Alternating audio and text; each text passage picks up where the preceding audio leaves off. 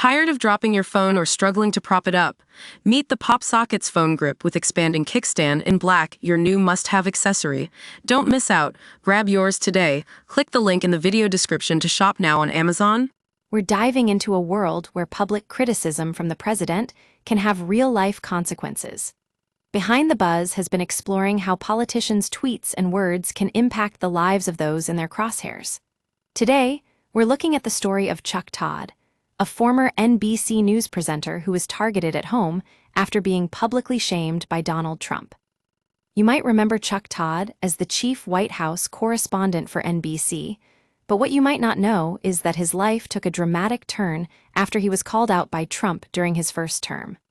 According to Todd, the incident happened in 2020 when the Republican leader took to X to call him out for allegedly editing an interview clip.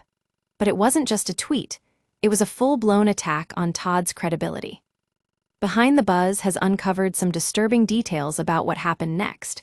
When Todd walked outside his home in Arlington, Virginia, he discovered that someone had slashed the tires on his vehicle. That's right, folks, the tires were slashed, and it's not just a prank, it's a clear sign of intimidation.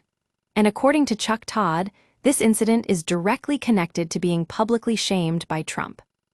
Now, we know that the president has a history of stirring up controversy with his words, but what's concerning is how this particular incident affected Todd's life.